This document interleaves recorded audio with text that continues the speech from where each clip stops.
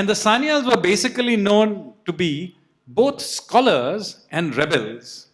And so during the 16th and 17th century, these guys were guerrillas fighting against the Afghans, fighting against the Turks. And in fact, our family deity is called Yavana Mardini Kali.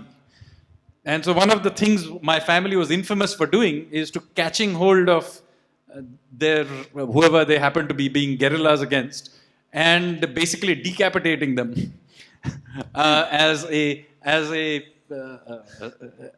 something, as an offering to Kali. So they were feared.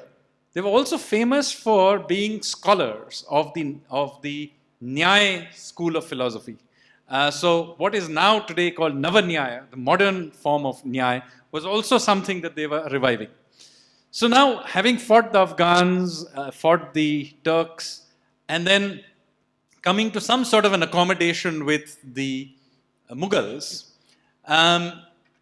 they then faced themselves in the 18th century being conquered by the British. And so they're still rebellious.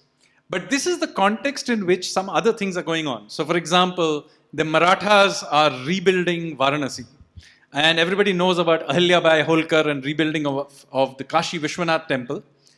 So there was also a Bengali contribution to this. How did they land up in Varanasi from Varanasi? So basically there was a queen in Bengal called Rani Bhavani of Nator.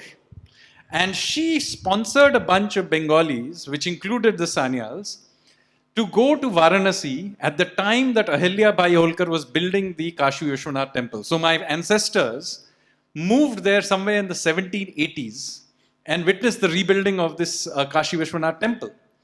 And then they set up a Vedic school called Tola. And so there's an area of Varanasi even today called Bengali Tola, which is named after my family. And so Vedic school, people may think, you go there, you chant the Vedas, etc. Yes, that happens too. But there is a lot of other things that go on. They were taught law, they were taught mathematics, and very importantly, they had an akhada, which was they were taught to do martial arts. And when I say martial arts, this is not just how akhadas are today, just doing kushti. They were taught arms, sword fighting, revolvers, everything. So there was this somewhat combination of scholarship and militancy in the family going back hundreds of years. So this is the family in which Sachin Sanyal is born in the end of the 19th century.